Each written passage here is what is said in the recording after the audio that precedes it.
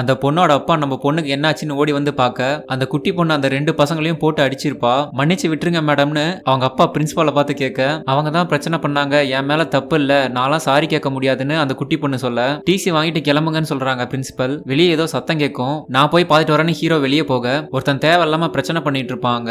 Hero அவங்க எல்லாரையும் அடிச்சு ஓட விட்டுருவான். இதனாலேயே அந்த பிரின்சிபல் மேடம் டிசிலாம் வாங்க வேணாம், உங்க பொண்ணை நான் மன்னிச்சு விட்டுறேன், உங்க பொண்ணு இந்த ஸ்கூல்லயே படிட்டுன்னு சொல்லிட்டு போயிருவாங்க. பக்கத்து வீட்டுல இருக்கவனுக்கு ஹீரோவை பார்த்தாலே பிடிக்காது. அதனால அவன் வேலை செய்யும் போது சமைக்கும் போது அவனுக்கே தெரியாம எல்லாத்தையும் வீடியோ எடுத்து சோஷியல் மீடியாவில் அப்லோட் பண்ணிடுவான். ஆனா நடந்ததே வேற. இவன் இன்னும் ஃபேமஸ் ஆகிட்டான். எல்லா ஆன்டிங்களும் அதை பார்த்துட்டு உங்க ரீல்ஸ் சூப்பரா இருக்குன்னு சொல்ல, இன்னொரு பக்கம் அந்த கோச் கீர்த்தியை ஜெயிக்க விடக்கூடாதுன்னு பிளான் பண்ணிட்டு இருப்பாரு. இவன் தன்னோட பொண்ணை ஸ்கூலுக்கு விட போவான். அங்க ஒரு மிஸ்ஸை பார்த்துட்டு இவன் வாயை பொளந்து பார்த்துட்டு இருப்பான். அந்த மிஸ் கூட கடலை போட்டுட்டு இருக்க அந்த மிஸ் மலையாளின்னு சொல்ல, ஓ நானும் மலையாளி தான் சொல்லுவான். கீழே அந்த குட்டி பொண்ணு இவன் சொல்ற பொய்யெல்லாம் பார்த்துட்டு இருக்கோம்.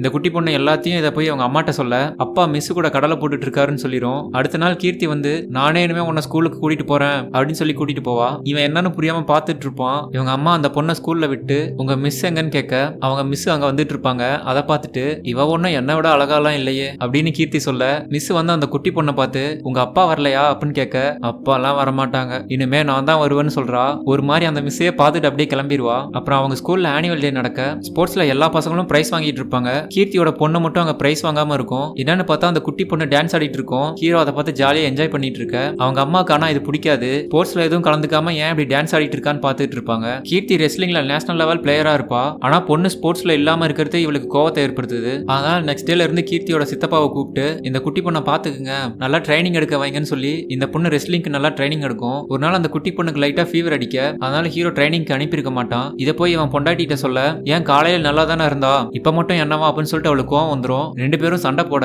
அங்க வந்த கோச் அதெல்லாம் பாத்துருவாரு. இந்த சான்ஸை யூஸ் பண்ணி அவங்க குடும்பத்துல குழப்பத்தை உண்டு பண்ணலாம்னு பிளான் பண்ணிடுவாரு. நெக்ஸ்ட் என்ன நடந்துச்சுன்னு அடுத்த பாட்டுல பார்க்கலாம்.